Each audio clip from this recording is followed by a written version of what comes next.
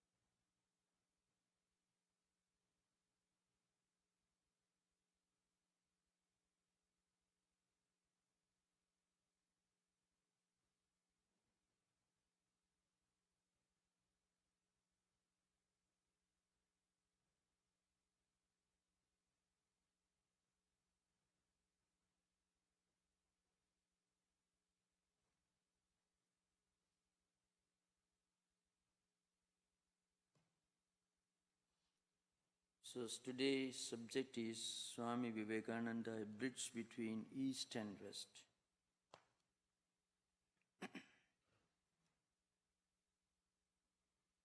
We all know that Swamiji delivered his lecture on September 11, 1893.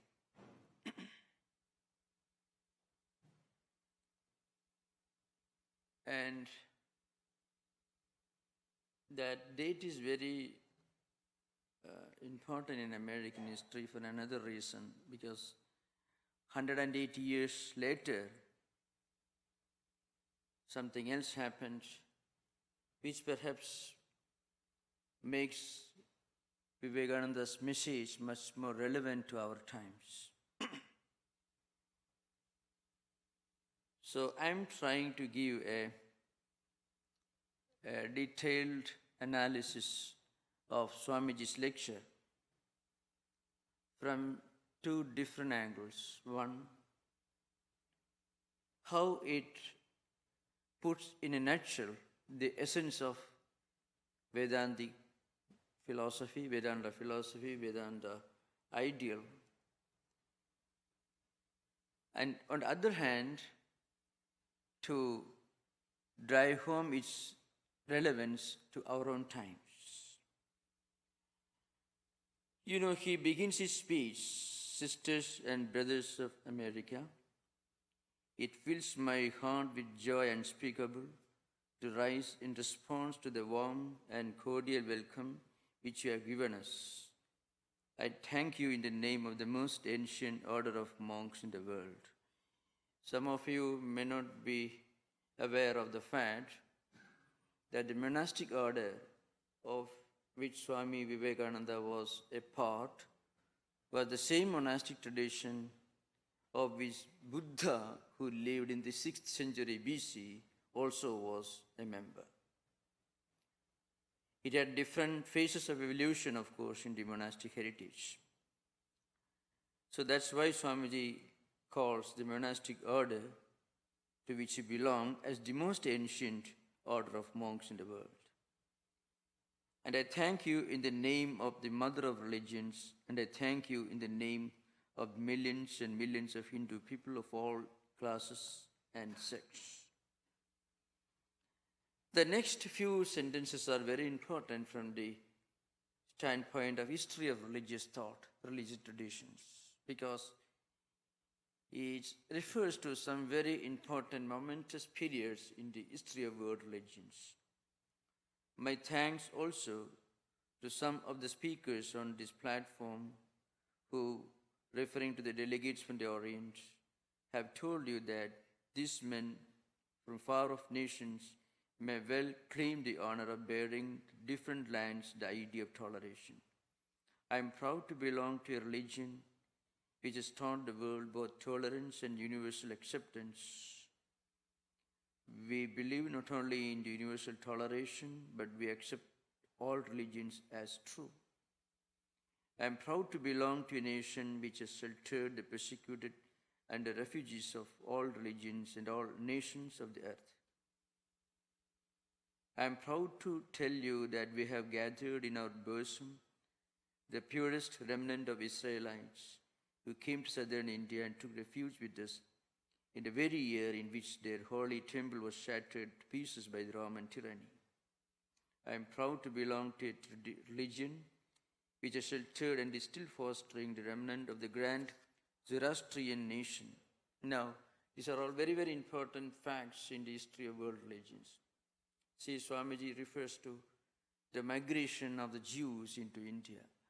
Many of us may not be aware of this fact, and it is not frequently mentioned in the history of Judaism written by European Jews because they were so focused on Holocaust and the migration of Jews from Israel to Holy Land to different parts of Europe. So you find surprisingly very few references in the mainstream history of Judaism, any references to the migration of Jews into India. According to some historians, there have been 3 migrations, mind you, no less than 3 migrations. The first migration in 4th century BC. According to some others, it was 6th century BC when the Assyrians destroyed the temple in Jerusalem.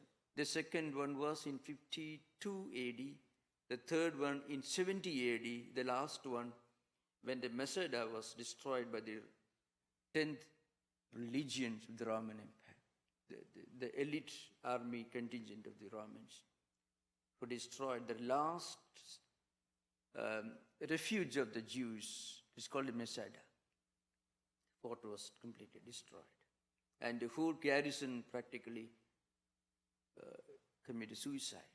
That is how the 10th Legion finally conquered the Holy Land of Israelites. This is what Swamiji is referring to.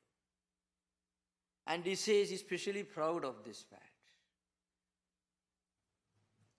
People sometimes ask the question, why was it that India is one of the few countries in the world, and Hinduism perhaps the only religion in the world which never persecuted a single Jew? The answer goes back to the Vedas, which Swamiji is referring to indirectly. There are two other verses that he actually translates in English in the course of his first speech. One from the Gita, Ye yathamam prapadyante tam sadaiva bhajamiham mama varma anuvartanti manushyaha partha sarvasya, which he translates in the course of this lecture. Another verse that he translates is from Pushpadanta's Shiva Mahimna Stotram. Trayi Sankhim Yoga Pashupadi Madam Vaishnavamidi Prabhinne Prasthane Paramidamada Pathimidija Ruchinam Vaichitriyat Ruchi Kudila Nana Bhadajusam Nranamego Gamistamasibayasam Arnava Iva. These are the two verses which he translates almost literally in the course of the first Chicago speech, which shows that Swamiji was just giving a modern interpretation of the essence of Vedic Vedanta heritage. One of his repeated claims was that he never really gave any new idea to the world. So he said again and again, I preach nothing but the Upanishads. This is one of the repeated claims you find throughout Swamiji's lectures and writings. I never preached or taught anything other than what the ancient Vedic sages taught for thousands of years. Now, in Indian tradition, if somebody, in Vedantic tradition, if somebody comes and tells you, well, I am giving you new truth, don't believe him. Because truth cannot be manufactured every day. You cannot apply the principle of innovation to truth. Truth cannot be innovated. Truth cannot be invented or manufactured or created. Truth can only be discovered, which means it already exists. So one of Swamiji's constant claims, and that makes him all the more greater than anybody else. Absolutely no claim to novelty or invention. He says, what he taught, what he preached, what he wrote about, what he lectured on was nothing but the essence of the Upanishads, which constitute the essence of Vedic philosophy and Vedic literature. Now, coming back to the first principle, why was it that this Vedantic heritage could open its doors and windows to Jews who came to India 3 times? The last one being when the Masada was destroyed, most probably in the 70th AD with the Roman 10th Legion. The reason was there was an ancient verse in the Rigveda Samhita, the first mandala, 164th sukta, 46th or 48th mantra. There are different versions. Indram mitram varunam agnirahu atho divyasa suparno garutman ekam satvipraha begudha vadanti agnim yamam matarishwa namahu. This is the verse. The essence of this verse is ekam satvipra begudha vadanti. Truth is one. It may be called, it could be called by different names, by different people, in different cultures, in different traditions. The customs, the language, the external practices, the rituals, the mythology, the parables, the similes, the imageries, the illustrations, in which all these great truths are explained, could be diverse, could be different. But the truth itself is one, ekam sat. Sat means the reality that exists, that is sat, which is the Advaitic term for God, what we understand by God. It is one. Bahudha vadanti means in different ways, from different perspectives. The diversity of perspectives and views is dependent upon the diversity of cultures and customs and traditions in which the great prophets who taught these great truths are born and who preach in those respective traditions. So that explains the diversity. The diversity is not due to the diversity of facts or truths, but diversity is due to the different terms used in explaining the reality. And then the verse gives a list of different deities worshipped during the early Vedic period. Indra, Mitra, Varuna, Agni, etc. Garutman, Matarishwa, all you find these names are Yama and so on. These are different names which you find in the Rigveda Samhita. It's a kind of polytheistic concept.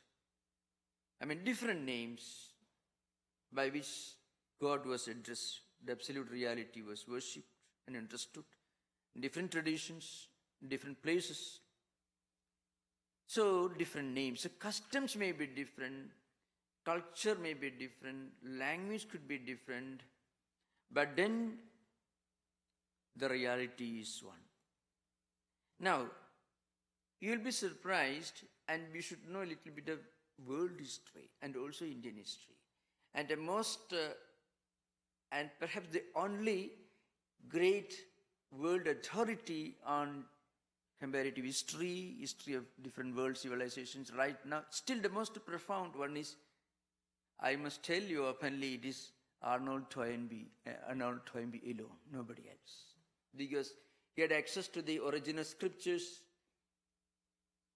or he had access to scholars who had access to original scriptures.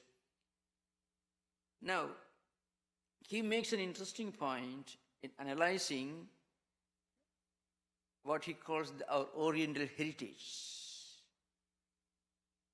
which later is, you find the same ideas reflected in Will Durant's books also, with the same title. Now, Toynbee says, these ancient Vedic people, they welcomed the Jews who came to southern India. And when they came, they handed over to them temples and villages and allowed them to build their church, the synagogues.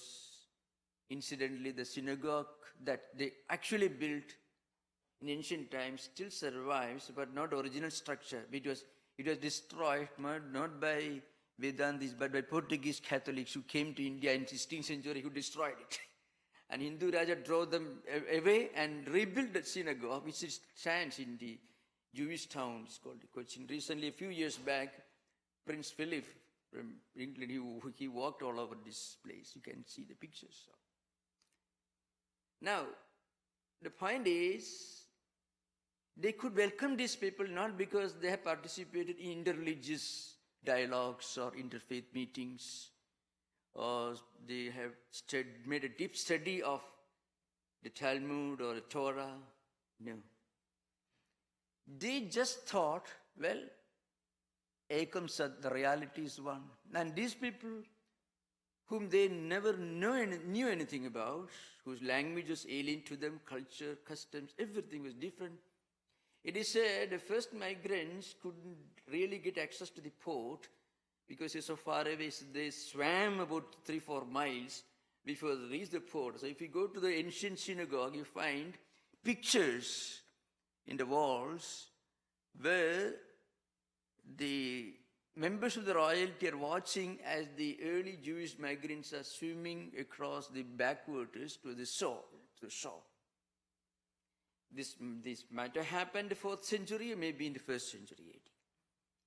But because these ancient Vedic people thought that reality is one.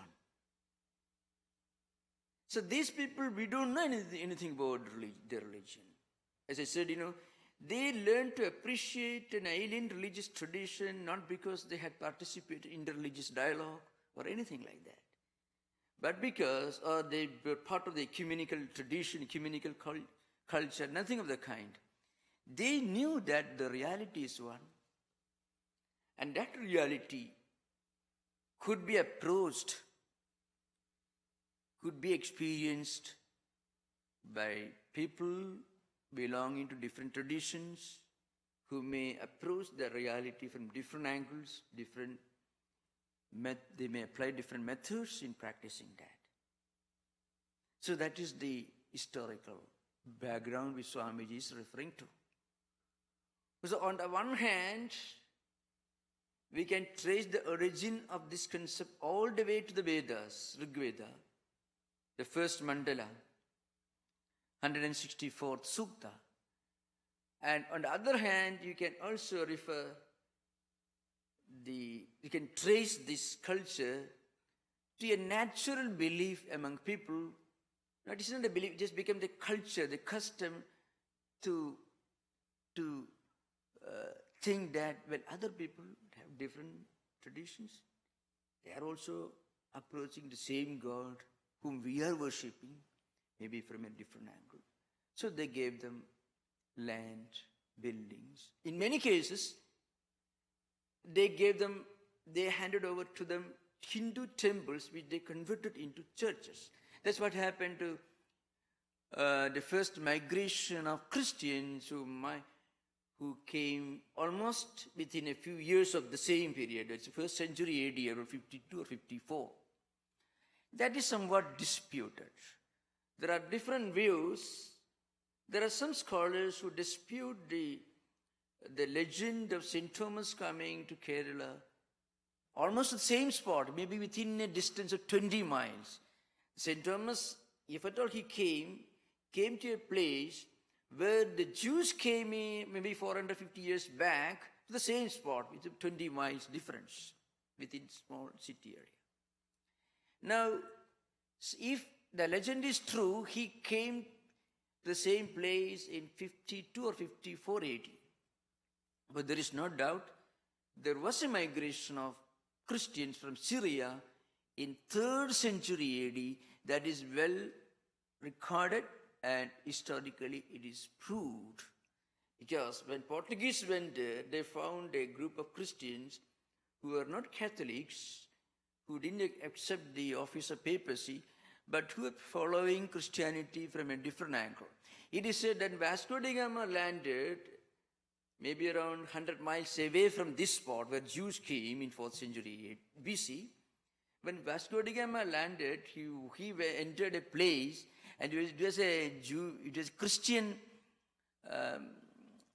church which he mistook for a Hindu temple, but according to his language, a pagan temple, because they were worshipping Mary, Virgin Mary as the deity. So the Christian migration did take place in 2nd or 3rd century AD. Historically it is proved, but if the legend is true, it happened much earlier in 52 or 54 AD. That's what Swamiji is referring to, you see. When they came, the Hindu Rajas just handed over to them Hindu temples which they converted into their churches. They were very, very tolerant people. Those early Christians still survive. They have some temples even in the California state. We tried to get one of them to speak about their ancient Jew, pre-Roman Christian traditions, give a talk in Olima, but somehow we couldn't connect with them. So they still survive. Now remember, this was 275 years before the Council of Nicaea, in which Christianity became the official religion of Roman Empire after the conversion of Constantine. So Christianity in India is in a way much older than Christianity in Rome. Rather, when Roman emperors were throwing the early Christians to the tigers and lions to make good, tasty breakfast of them, the Hindu Rajas were building churches for them. That's what Swamiji is referring to. So we should not imagine that there is any kind of bombastic, jingoistic claim when Swamiji says, I belong to a tradition that sheltered the persecuted, the sheltered the refugees who came from all over the world seeking freedom to worship the tradition. That's what Swamiji is. See, I'm proud to belong to a religion which has taught the world about tolerance and universal acceptance. So, there's a reason why I chose this subject. In one of the interactions, not here but elsewhere, I was asked this question. Some very well-meaning, educated friends of ours, in some, not here, but outside California state, when I went for a retreat, during the interaction, one devotee asked this question, don't you think Swamiji is a bit too nationalistic, jingoistic? Because nationalism was a great evil throughout European history in 20th century. There's a big problem, the war between Prussia and France, and the constant rivalry between Europe, all over Europe, between Poland and Russia, and between France and England, and it was going on for centuries. So nationalism is a very bad word, and ought to be so, because nationalism in its narrow sense is really a very evil way of looking at one's own national culture. So I was asked this question. Then I explained. There are historical facts behind all this. Long before the world realized the relevance, the importance of religious toleration, these Vedantic people were practicing it, mind you, without knowing anything about these alien religious traditions. I myself, being part of a Vedic tradition, studied the Vedas for years, had to act as an interpreter when foreign Vedic scholars were visiting India to interact with the traditional Vedic scholars who didn't speak English. And during the interaction, these Vedic scholars perhaps have never even now not attended any interreligious dialogue. Oh, these are all different traditions. They follow their own path. They don't know anything. But this idea, the Ekam Sat, when the reality is one, and it could be practiced, approached from different angles, this is such a deep-rooted part of not that philosophy, but of culture, a way of life. That's why Swamiji is referring to. We believe not only in universal toleration, but we accept that all religions are true. Now, continuing Swamiji's lecture, and Swamiji here is referring to a verse from a well-known devotional hymn written by a poet, Pushpadanta. The name of the hymn is Shiva Mahimna Stotram. I will quote to you, brethren, a few lines, a hymn which I remember to have repeated from my earliest boyhood, which every day repeated by thousands of human beings, as the different streams have the sources in different places, all mingle their water in you. So, O Lord, to different paths which men take through different tendencies, by different tendencies, various, though they may appear crooked or straight, all lead to thee.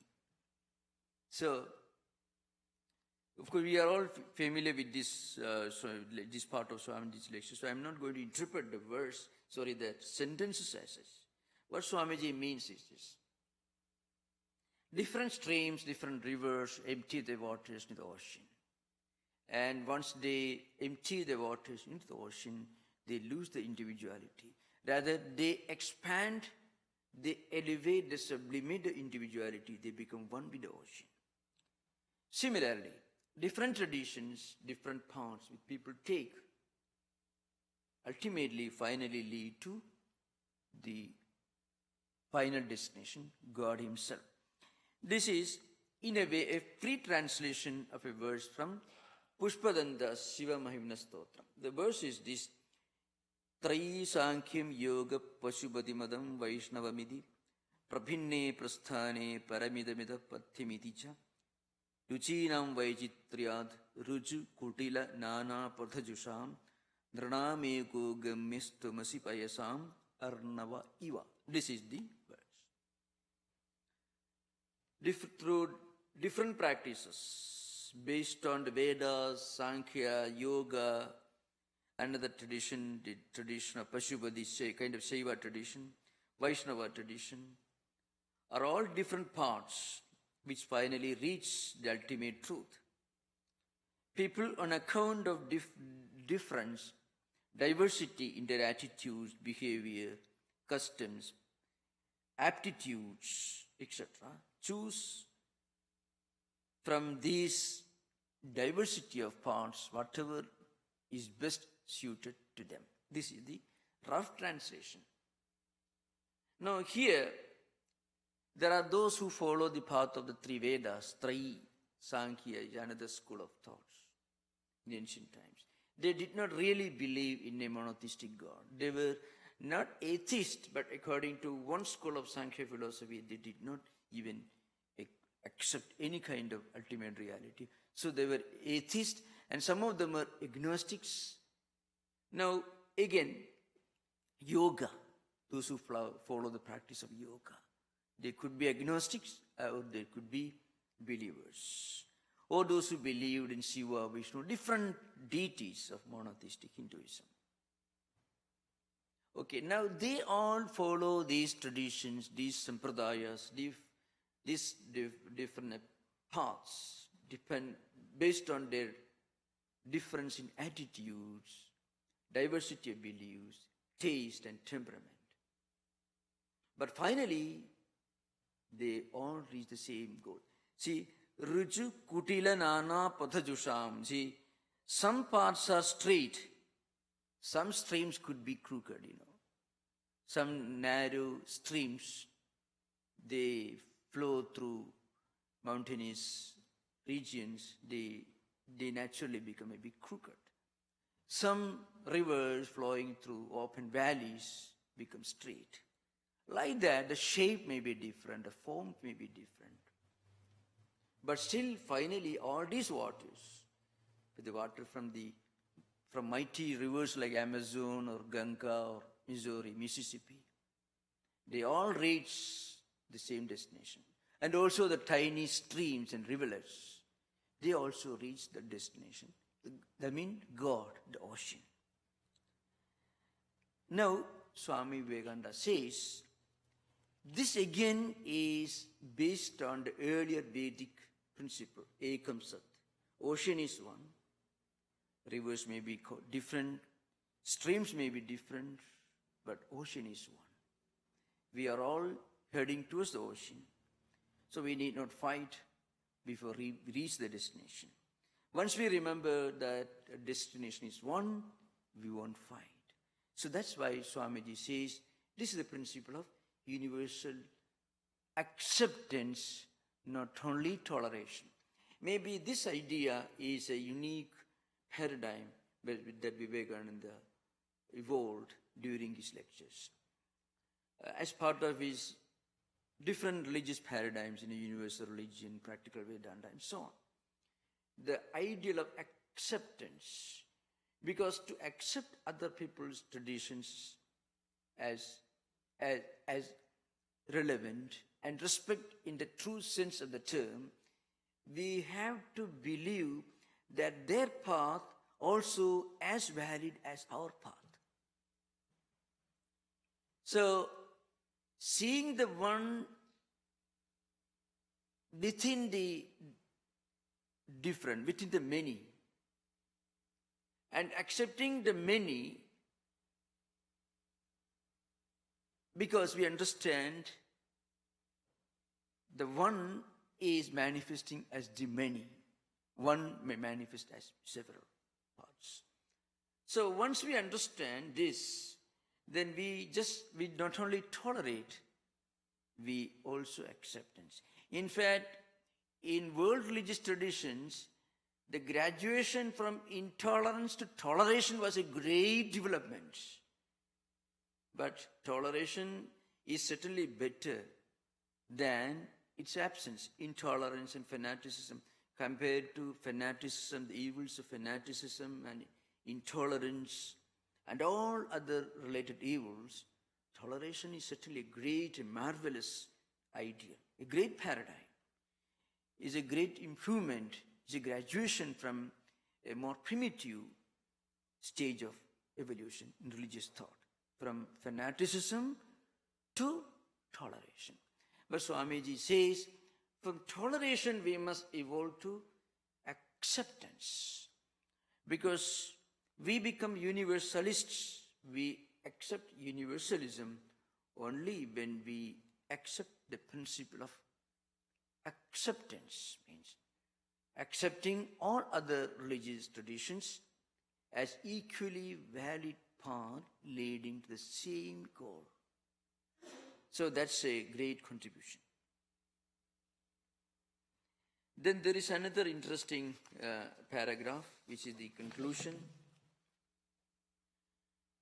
The present convention, which is one of the most august assemblies ever held, is in itself a vindication, declaration to the world of the wonderful truth preached in the Gita.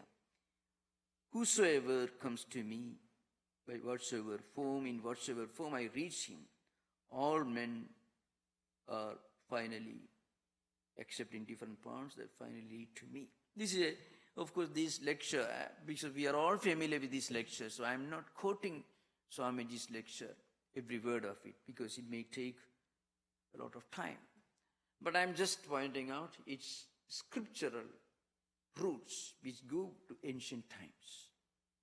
This is nothing but a translation of a well-known verse in the Gita, Ye yatha mam prapadyante tam stadaiva bhajameham mama varma anuvartante manushya partha sarvasya.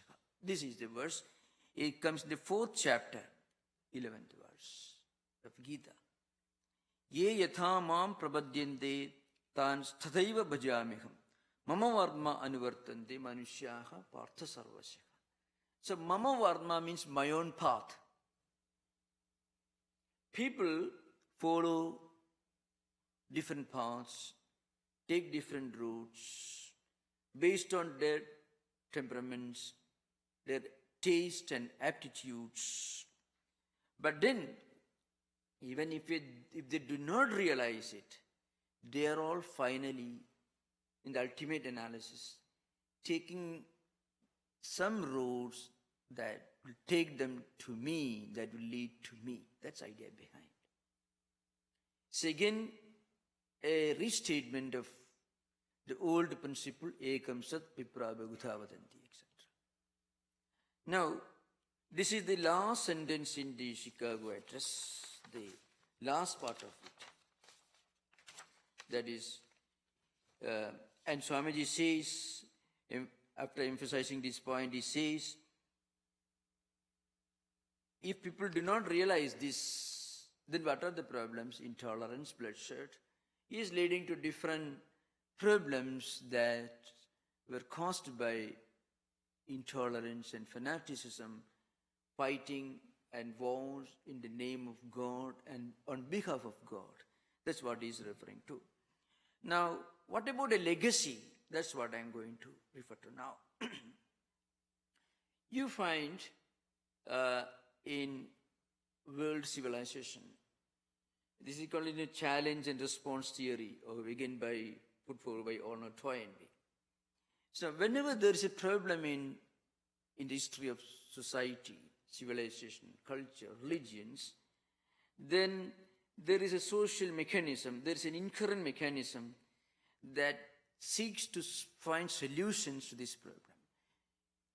It tries to reorient, adjust the changing times. Now, if you look at the relevance of the first Parliament of Religion in which Swamiji gave this lecture, and its impact, you can understand the relevance of this particular way of analyzing historical events. There was East-West relationship, close interaction between Oriental and Occidental culture, even before the birth of Jesus. You find when Buddha was living in India, Pythagoras was living in Greece, Confucius was maybe a few little later in China. So there were great men living in ancient times. And you can find the influences of ancient Oriental thought systems in the pre-Christian Greek mystery religions, in the school of sophists, and also in the teachings of Confucius, which were, you find a lot of Buddhist ideas in the teachings of Confucius and Laozi. But then what happened? From 5th century AD onwards, this East-West relationship came to an end. Well, even earlier, after the collapse of Neoplatonism, after the later theologians completely disowned the legacy of Neoplatonists like Philo, Porphyry, or even Plato, Aristotle, and others, and when theology became a highly dogmatic straitjacket, which didn't allow open thinking, free thought, or philosophy to flourish till about 18th century, what happened? This East-West interaction came to an end during this period, which includes the so-called Dark Ages also, and which came to an end after the Renaissance, of course after some centuries after the Renaissance. Now, from 16th century onwards, you can see traces of this East-West bridge being rebuilt. I am now giving a historical analysis of the way the East-West cultural interaction was revived from 16th century onwards. It all began with the translation of 50 Upanishads from Sanskrit into Persian in 1556, according to some 1556 or 57, when Dara Shikoh, who was the Emperor of India, who assembled a group of Pandits and got these 50 Upanishads translated from Sanskrit into Persian. These Persian translations were studied by a great French savant who actually was an adventurer who joined a small army contingent of the East India Company to study the religion of the Parsis of Bombay, who came to India and who translated these 50 Upanishads from Persian into Latin. That it Antiquin Dupero. It must have happened in 1801 or 2, around that period of time. And these Latin translations were translated into German by Hendrik, and by the later decades of 19th century, some theosophists had already translated. Max Muller had his own share. So a few of these Upanishads were translated into European languages and began to influence the European thinkers. You'll be surprised. The Emerson's Brahma contains two verses which are almost verbatim translations of Gita from the 2nd chapter. So you find in the Brahma the first and second. Because he got a copy of Charles Wilkins' translation of Gita. Charles Wilkins was a clerk in East India Company and who translated Gita into English, which was published in 1874, which somehow fell into the hands of Emerson. Emerson was given this book by Thoreau, who, when he went to England, the British social critic Thoreau gave him a copy. Now you find a kind of East-West bridge was revived in later centuries. When Swami Vivekananda came to America in 1893, the setting was ready. The Unitarians, the Christian Science movement, the great transcendentalists who drew inspiration from both Christian tradition and also the Oriental Upanishadic tradition, they had made the field ready, and people were thinking for a tradition, for a religious tradition, that was tolerant, universal, that looked upon the whole humanity as one spiritual family. So that was the time when Vivekananda came to this country and gave this message. So on the one hand, you can say it was Swamiji who revived this East-West religious interaction, which existed even in pre-Christian era, which somehow was lost. And in 19th century, by presenting Vedanta in its broadest and most universal dimension, Swamiji revived this East-West dialogue. And today you find, especially in interfaith conversation, interfaith relationship, you find a new approach, which is called a dialogical approach. There are 3-4 approaches in interfaith relationship. Certain approaches are based on very exclusivistic ideas. I mean, my religion is only right religion, all else are wrong. This kind of exclusivism, fanatical approach. Then there is another approach which also Vivekananda would not have approved.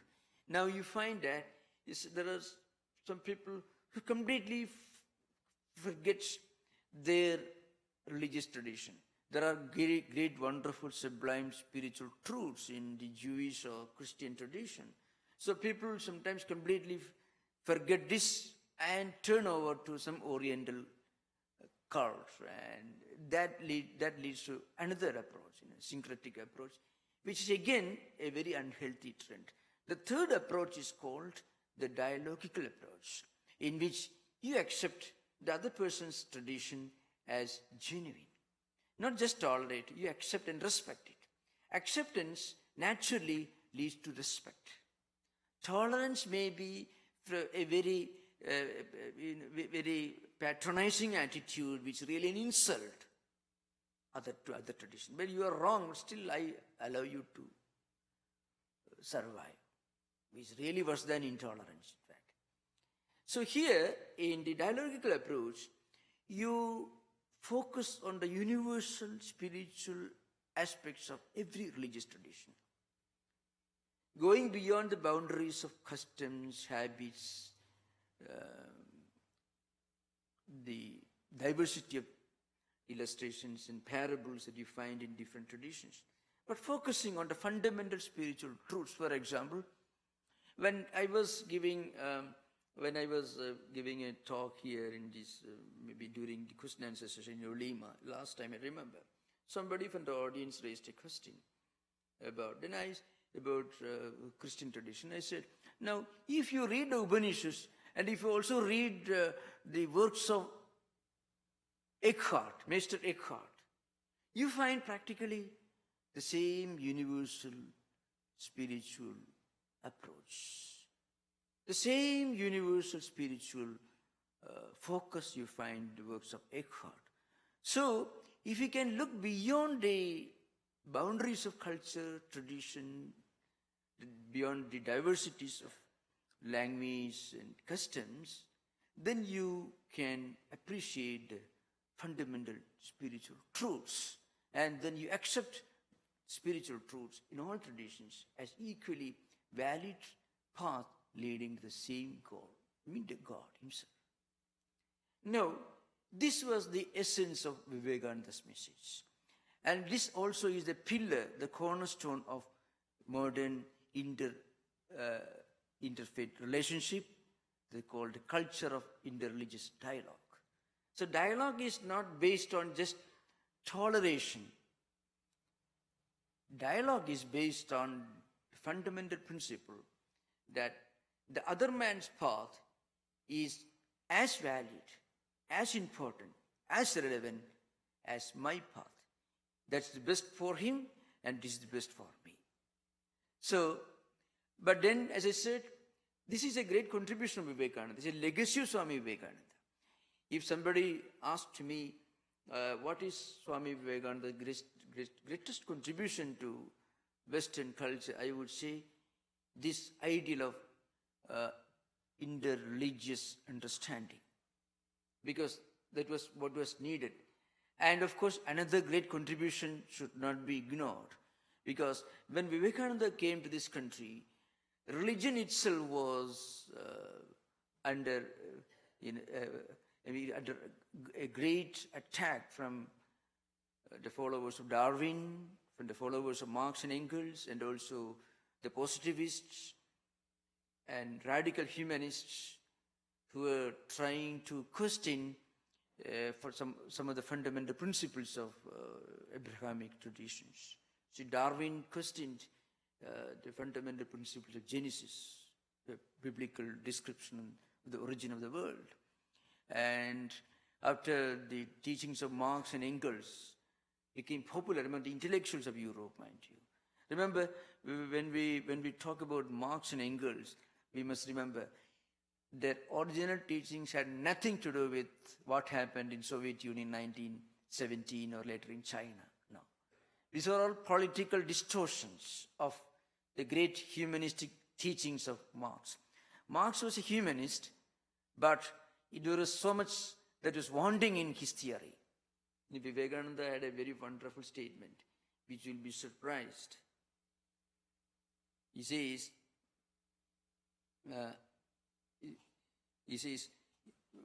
I'm a socialist, not because it's a perfect system, but because half a loaf is better than no bread.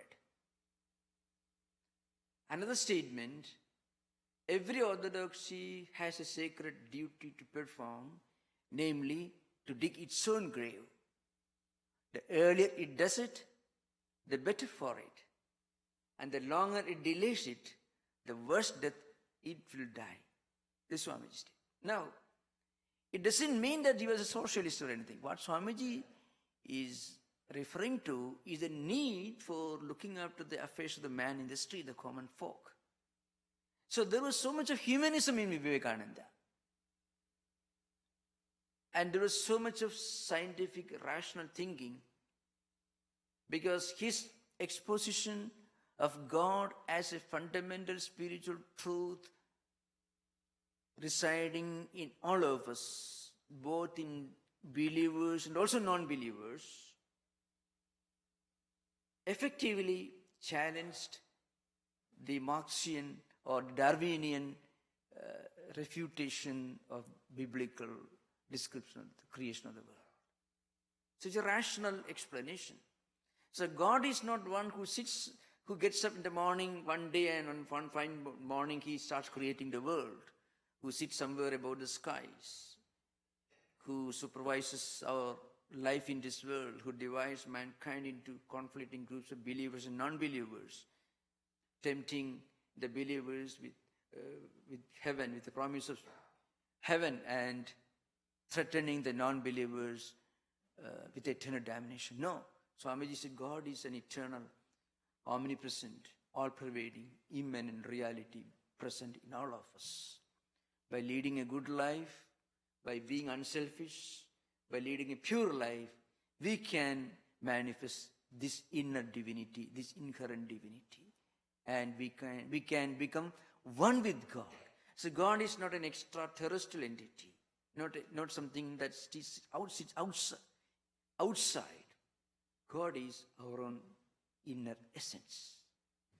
So these Upanishadic ideas which he expounded in the language of reason, scientific, rational thinking, using the language of modern humanists, effectively protected religion, defended religion and its claim to exist in 19th century. When the Darwinians, the Marxist humanists and positivists were all challenging even the very claim of religion to exist, Swamiji effectively gave it a long life. That is another contribution. But coming to our own times, in the context of 21st century, I would say Swamiji's greatest legacy and contribution to our times is this culture of inter-religious understanding based on this dialogical approach. So I've just tried to give a bird view of the historical, the philosophical background of the first Chicago address delivered on September 11, 1893, and also its relevance to our times. Thank you. Namaskar. Om Sthapagaya cha dharmasya sarvadharmaswarupini avatar varisthaya Ramakrishnaya te namaha.